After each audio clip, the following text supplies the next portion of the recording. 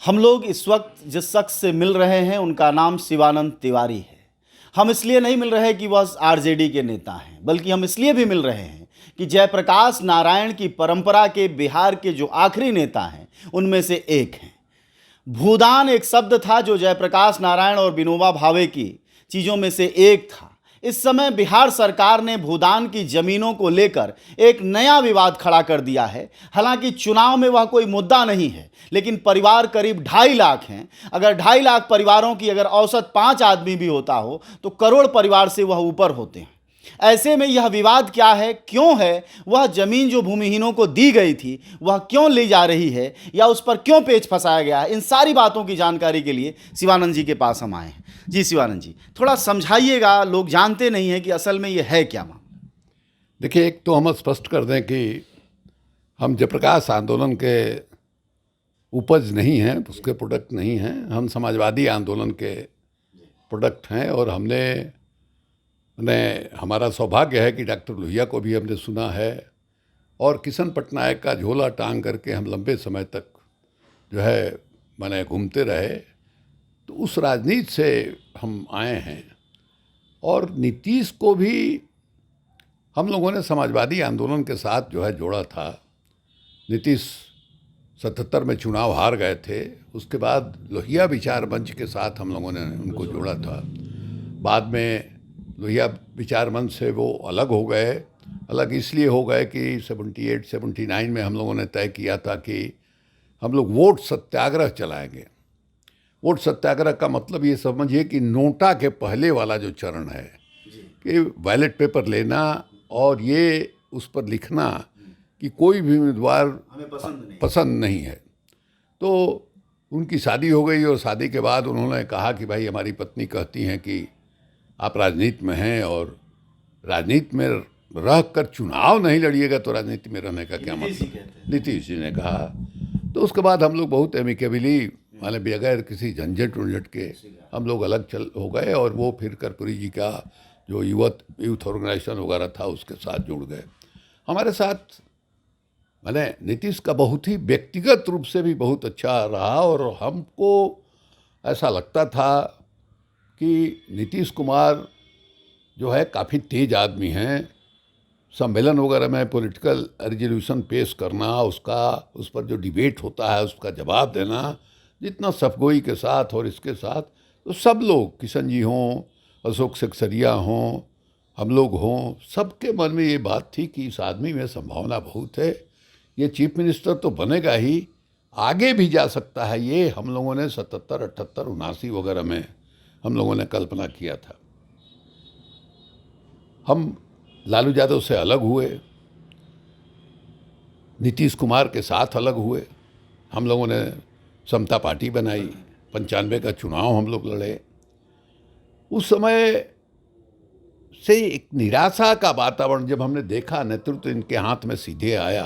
पहले तो लालू यादव ही नेता थे और लालू यादव के ही नेतृत्व में नीतीश कुमार भी काम कर रहे थे। लेकिन अति पिछड़ों की हालत आप देखिएगा तो कई इलाके ऐसे हैं जहाँ दलितों से भी उनकी बुरी हालत है। उनके पास ज़मीन नहीं है, उनके पास कोई काम नहीं है, दूसरे के ज़मीन पर बाढ़ के बहुतायत इलाकों, हाँ, बहुत बड़े इलाके में इस तरह की स्थिति है। उस दिशा में इन्होंने कुछ नहीं किया। अब ये जो घटना है जिसके बारे में आपने शुरू में जिक्र किया, ये अद्भुत किस्म की घटना है। 1954 में यहाँ भूदान यज्ञ एक्ट जो है बना। 1952 में विनोबा जी ने शुरू किया था अपना पैदल यात्रा और भूदान का आंदोलन एक शुरू किया था। बाद में जयप्रकाश जी भी उनके साथ मिले थे और भूदान यज्ञ को लेकर के, भूदान यज्ञ में जो जमीनें दान में विनोबा जी को मिली, ग्राम दान हुआ, भूदान हुआ, जयप्रकाश जी ने तो शरीर दान तक कर दिया था। उसको लेकर एक कानून बना कि भूदान यज्ञ में जो भी जमीन जो भू मालिक है वो दान देता है, दान पत्र पर दस्तखत करता है, वो उस जमीन की प्रकृति जो भी हो, वो जमीन जो है गैर मजरूआ आम हो, गैर मजरूआ खास हो, वो सारी ज़मीन जो है वो मानी जाएगी भूदान की ज़मीन और भूदान में मिलने वाली ज़मीन को जो भूदान की कमेटी है वो किसी को सेटल कर सकती है। ये हो गया। और हुआ कि पहले का जो कानून है वो कानून भी इस पर लागू नहीं होगा। जैसे अगर मजरूआ आम के बारे में कहा जाता है कि बिहार सरकार उसके बारे में फैसला करेगी, गैर मजरूआ खास के बारे में जिसको बातचीत का पर्चा नहीं है, बीडीओ, सीओ, कलेक्टर, ये लोग उसको मैंने सेटल कर सकते हैं उनका मैंने आवास के लिए। लेकिन गैर मजरूआ आम में बहुत झंझट था, उसको भी माना गया कि नहीं साहब ये सेटल किया जा सकता है और इस पर वो कानून जो है लागू नहीं होगा। उसके बाद पता नहीं क्या हुआ, काफ़ी लोगों को बड़े पैमाने पर जो है जो भूमिहीन लोग थे, उसमें अधिकांश दलित थे, अति पिछड़े लोग थे, उनको ज़मीन सेटल कर दिया गया। सेटल करने के बाद इधर 2016 में एक तो पहले हुआ कि ज़मीन जिनको दी गई, भूदान की ज़मीन जो है जिनको दी गई, पर्चा कट गया, कब्जा नहीं मिला। ये काफ़ी जो है बड़े पैमाने पर इस तरह का मामला हुआ। हमको याद है कि बहुत पहले की बात है, जयप्रकाश जी का आंदोलन शुरू हुआ था उसके भी पहले की बात है कि पूर्णिया जिले में कुर्सेला का इलाका है। कुर्सेला में जो ज़मींदार थे, उनका नाम हम भूल रहे हैं, उनके पास अपना निजी हवाई जहाज़ था। उस इलाके में हम लोग गए थे और वहाँ हम लोगों ने देखा कि किस तरह से मैंने पर्चा है किसके नाम से और कब्जा जो है किसके नाम पर है। और इतनी गरीबी, इतने अभाव में लोग जिंदा रहते थे कि समझिए कि 2 दिन उनके साथ रहने पर और उनका भोजन करने पर हम लोगों का पेट खराब हो गया, ऐसी स्थिति हो गई। तो मैंने ऐसी है, इस तरह से हुआ है कि काफ़ी लोगों को मैंने कभी कब्जा जो है, दखल कब्जा जो है ज़मीन पर नहीं मिला, लेकिन मालिकाना हक उनके नाम से है, सरकार के डॉक्यूमेंट में। इधर जिन लोगों को मिला भी था उसको अचानक जो है 2016 में बिहार सरकार ने एक सर्कुलर निकाल करके कह दिया कि नहीं साहब, भूदान जग कमेटी ने जो ज़मीन का सेटलमेंट किया है वो सेटलमेंट अवैध है, गैरकानूनी है। अब भला बताइए कि जो एक्ट है, कानून है, उस पर सर्कुलर कैसे भारी हो सकता है। अब उसमें एक कामेश्वर कामती हैं, वो जो है पटना हाई कोर्ट में वो गए इस मामले में। पटना हाई कोर्ट ने जैसी जानकारी हमको मिली कि स्टे कर दिया, लेकिन उनके जो वकील थे उन्होंने विड्रॉ कर लिया पिटीशन, बगैर उनको कॉन्फिडेंस में लिए हुए। पिटिशनर के वकील नहीं कर लिया और बगैर पिटिशनर को कॉन्फिडेंस में लिए हुए ये कर लिया। ये तो अपराध है अपने आप में। बिल्कुल अपराध है अपने आप में।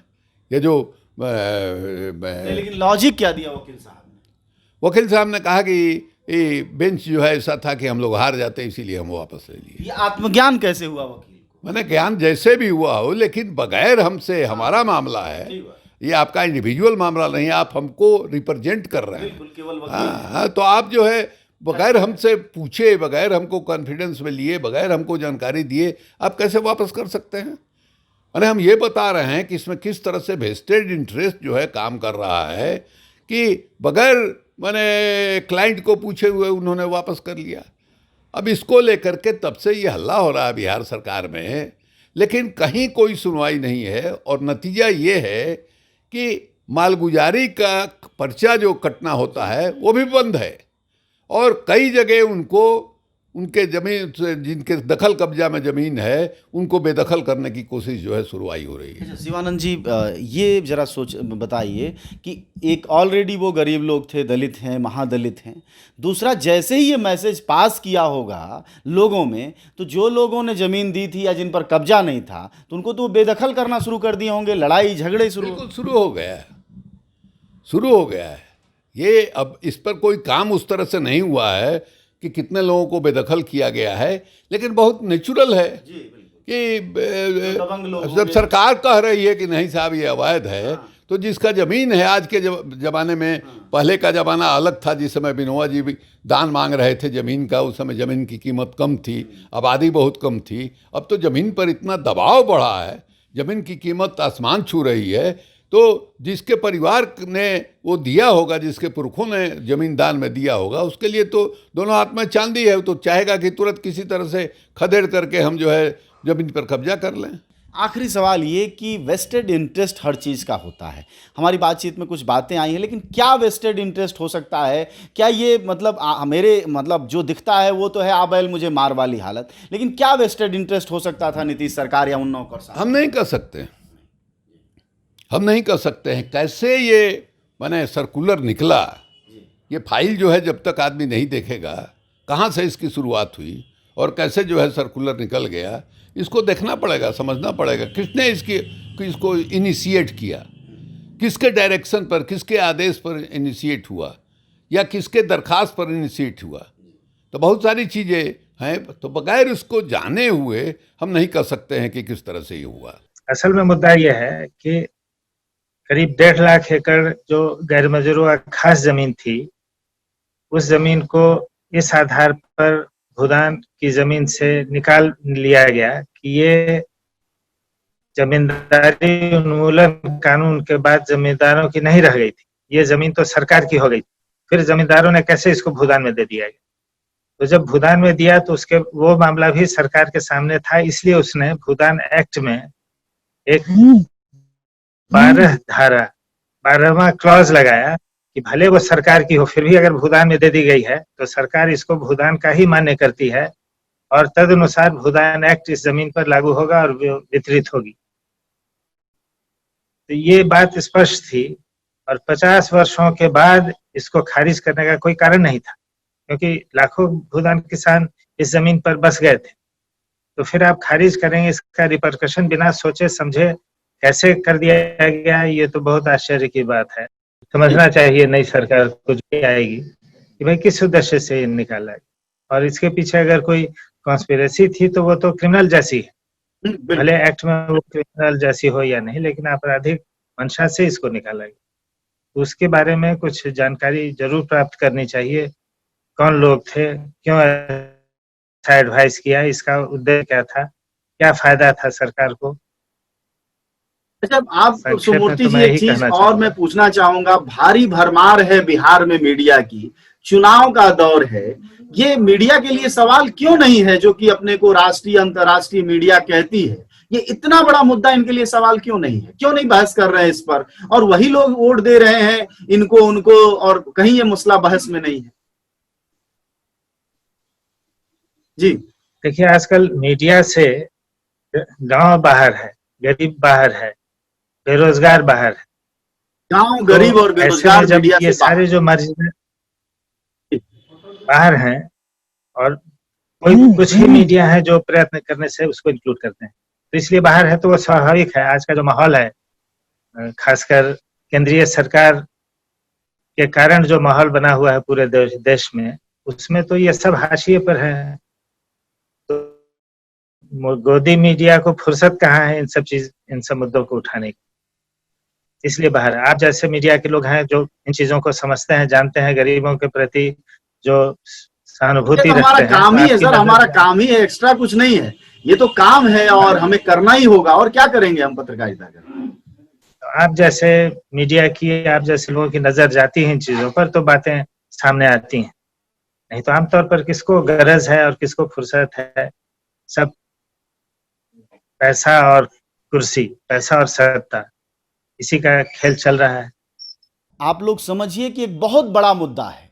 यह सरकारें दलित और महादलित के नाम पर ही बनती और बिगड़ती हों, राष्ट्रीय सरकार हो या राज्य की सरकारें हों। एक दी हुई जमीन, भूदान की जमीन, जो जमींदारों ने, आम और खास जो दो श्रेणियां हैं, वह मिली थी सरकार को। आम वाली सरकार की पहले थी, खास पर जमींदारों का कब्जा था। उन दोनों जमीनों को भूदान में लिया गया और वह दलित और महादलित परिवार, मतलब जो बेहद गरीब थे, उनको दिया गया। आज 1954 का वह कानून पलटकर सरकार वापस एक नया सर्कुलर जारी करती है और कहती है कि दलितों गरीबों का दिया हुआ जो जमीन है थोड़ा बहुत, वह जो है छीन लेगी सरकार वापस, उसको अवैध मानती है। यह एक बड़ा मसला है। हम इस मसले पर कुछ और जानकारों से भी बात करेंगे और समझेंगे कि यह वेस्टेड इंटरेस्ट है या आ बैल मुझे मार, खासकर जब चुनाव चल रहा हो। यह मसला बहुत जरूरी है क्योंकि सारी राजनीति दलित और महादलित के आसपास ही केंद्रित है। सब इन्हीं का कल्याण कर रहे हैं।